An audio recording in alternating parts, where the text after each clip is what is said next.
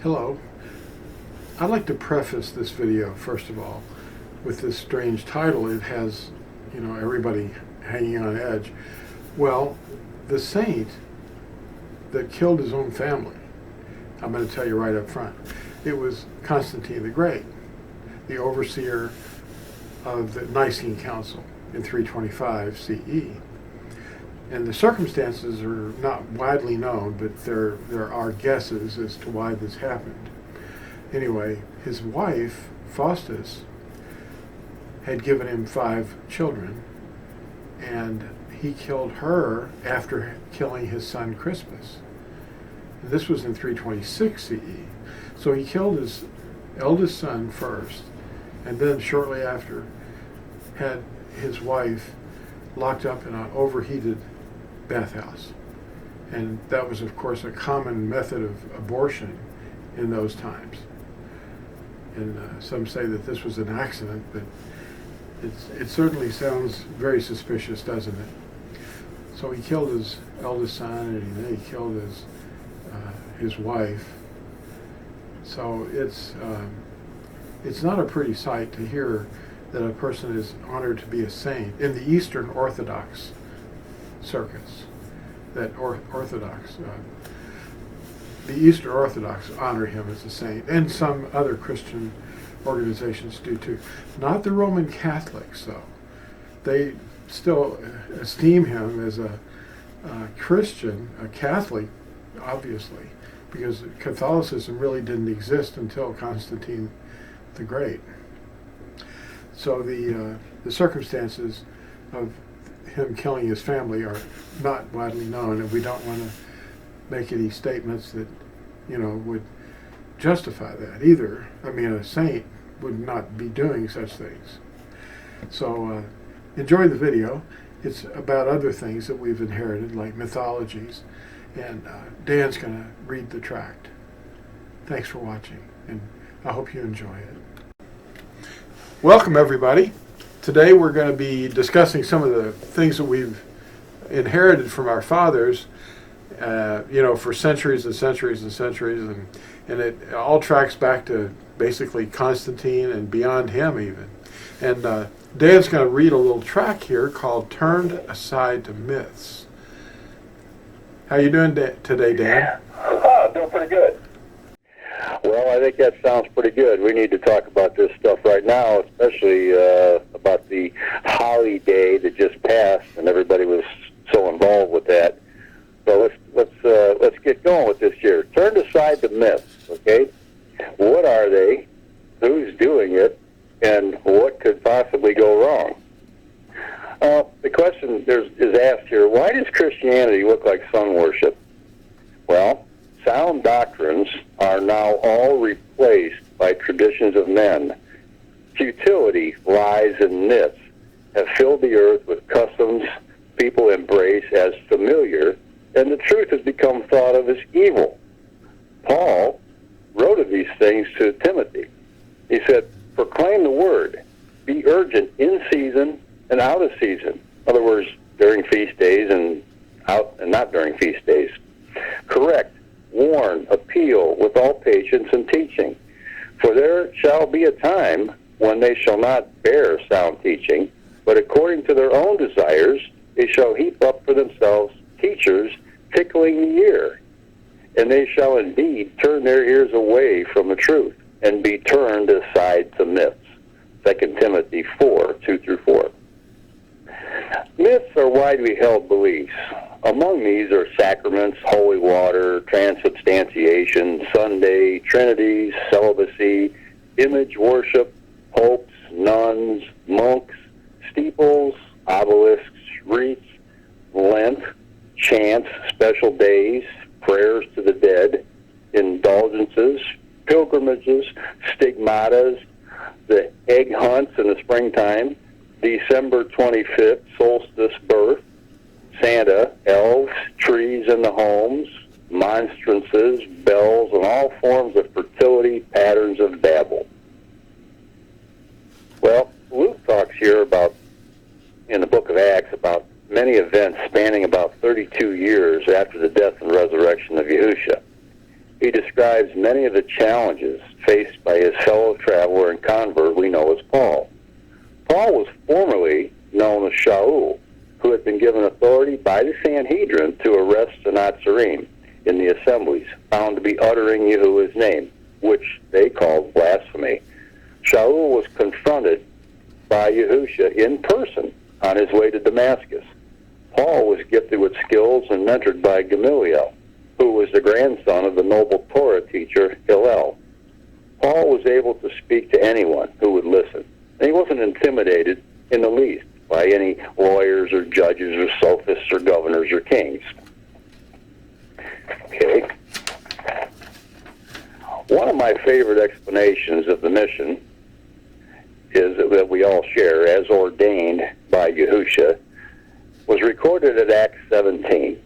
Paul was forcibly led away by philosophers who overheard him teaching about a man resurrecting from the dead. They took him to the city council of Athens. Paul respectfully answered their questions and spoke eloquently of the true Creator. The city rulers were judges, called the Areopagus. It was a council dating back about 500 years. The ruling council members were called Areopagites, and they would have been ultimately responsible for any outside threats to the community's social, religious, economic, or well-being. They were compelled to do so by a legal code or a constitution. Paul's words were new to them, especially his report of a man that had risen from the dead. Well, let's reread how Paul addressed these nobles of the Areopagus. The court who listened to Paul was a body of as many as 400 nobles who met together to preserve the cultural norms of the Athenian city-state. Enemies of the city-state were evaluated by their council according to a law code put into effect many centuries before them by their most renowned Areopagite, Solon. He lived from 630 to 560 BCE. As you read Acts 17 carefully, try to put yourself in that time and place, and how Paul gives the warning of the Natsarim to the men of the Council of Athens with the precision that's rarely heard today. The idols of the Athenians were all around the city, yet Paul spoke with boldness to them about their ignorance concerning the coming day of Yahuah to draw them out of their worthless mythologies. Keep in mind that Acts 17 was written at least 30-plus years after Yahushua rose from the dead, which gave proof to all men that he would judge all men at his coming. Now, at Acts 17, 15 to 34, we read, "And those who arranged for Paul brought him to Athens, and receiving a command for Silas and Timothy to join him as soon as possible, they departed. But while Paul was waiting for them at Athens, his heart was stirred up within him when he saw that the city was wantonly idolatrous. Therefore, indeed, he was reasoning in the assembly with the Yahudim and with the Gentile worshippers, and in the marketplace daily with those who met there. And some of the Epicurean and Stoic philosophers encountered him, and some were saying, 'What does this babbler want to say?' Others said, 'Well, he seems to be a proclaimer of strange mighty ones, because he brought them to Besorah, Yahushua, and the resurrection.' So they laid hold of him and brought him to the Areopagus, saying, 'Are we able to know what this fresh teaching is that you speak? For you're bringing us some strange things to our ears, and we wish then to know what these things mean.' For all the Athenians and the strangers living there spent their leisure time in doing nothing but to speak or to hear of what is current. And having stood in the midst of the Areopagus, Paul said, 'Men of Athens, I see that you are very pious in every way. For passing through and observing the objects of your worship, I even found an altar with this inscription, "To the unknown mighty one." Not knowing then whom you worship, I make him known to you, Yahuah, who made the world and all that is in it. This one, being master of heaven and earth, does not dwell in dwellings made of hands, nor is he served with men's hands, as if needing any, himself giving to all life and breath and all else. And he has made from one blood every nation of men to dwell on all the face of the earth, having established beforehand the times and boundaries of their dwelling, to seek the Master, if at least they would reach out for him and find him, though he is not far from each one of us. For in him we live and move and are, as also some of your own poets have said. For we are also his offspring. Now then, since we are the offspring of Elohim, we should not think that Elohim is like gold or silver or stone, an image made by the skill and thought of man. Truly then, having overlooked these times of ignorance, Elohim now commands all men everywhere to repent, because he has set a day on which he is going to judge the world in uprightness by a man whom he has appointed, having given proof of this to all by raising him from the dead. In hearing of the resurrection of the dead, some indeed mocked, while others said, "We'll hear you again concerning this." And so Paul went out from among them, but some men joined him and believed, among them Dionysius the Areopagite, Ananias named Damaris, and others with them. Now, the Areopagites were judges, and Paul told them the name of their judge. As Paul spoke, hundreds of judges sat listening to him explain how silly it was to pray to idols made by men. These men were former archons who served as officers in government and were highly educated nobles. The Council of Areopagus was in session, and Paul was standing in front of probably the full council of 400 men. At the time Paul spoke to the council, their ethical guide was the Solonian Constitution, or the Code of Solon. Acts 17 is Luke's record of an event that brought the warning message of the Natsarim into full view of the most erudite men of Paul's time. The word erudite here means clever or informed. All people on earth need to reread the warning message at Acts 17 now, because the day that Paul spoke of is about to arrive. Paul's words to Timothy in 2 Timothy 4:1-6 tells us how sound doctrine would be abandoned, and the teachers are the cause for it. They have taught against obedience and withheld the name. Now, pastors, you have a choice. You can keep teaching the traditions of your fathers or turn back to truth. You've been doing all the things the Pharisees and lawyers did. You control the doctrines, restraining all who desire to live by Yahuah's word. You've wandered far from sound doctrines and invented trigger words like Judaizer and legalism. Yahushua has nothing in common with Sunday, the Bunny Rabbit Festival, Christmas, birthdays, making wishes, and blowing out candles. The traditions of the world are familiar to everyone, glued to each family unit, and are unchallenged by pastors who fear that they'll lose their place if they expose them. Come out from her, my people. It's about to get very serious. Yahushua referenced Yeshayahu or Isaiah 29:13-14. And Yahuah says, because this people has drawn near with its mouth and with its lips, they have esteemed me, and it has kept its heart far from me, and their fear of me has become a command of men that is taught. Therefore, see, I am again doing a marvelous work among this people, a marvelous work and a wonder, and the wisdom of their wise men shall perish, and the understanding of their clever men shall be hidden.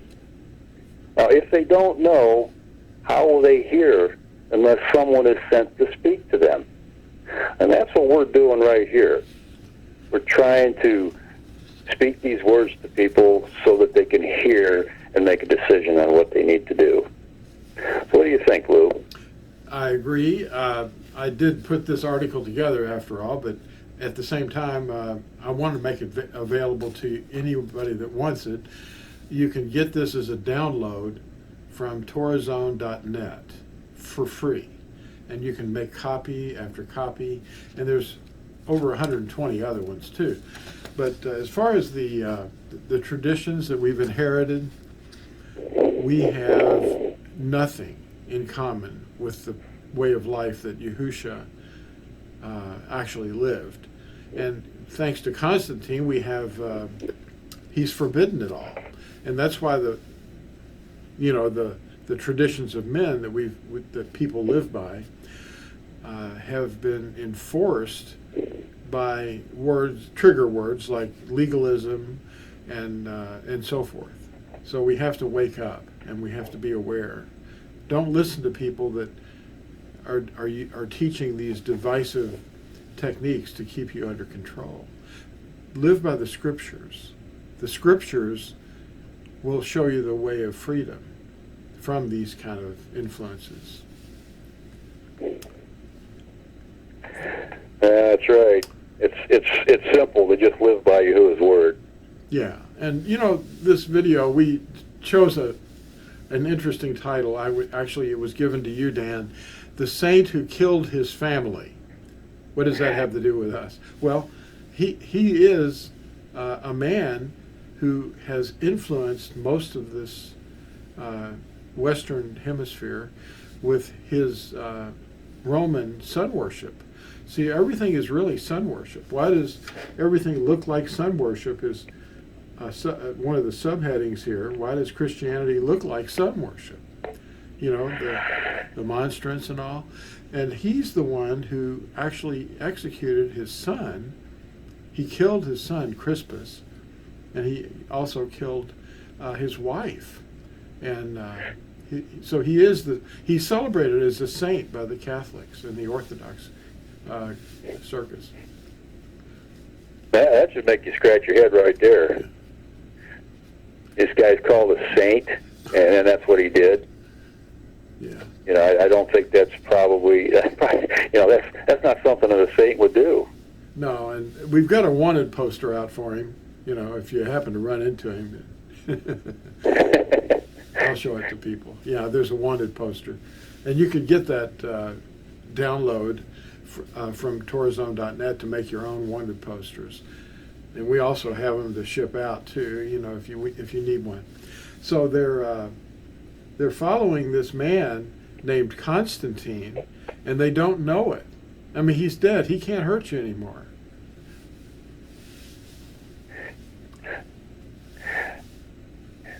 Yeah, that's right. There's just a lot of stuff out there, and the more you sit back and look at these things, and the more you study it, the more you'll see how wrong it is when you compare it to what Scripture tells us that we should be doing.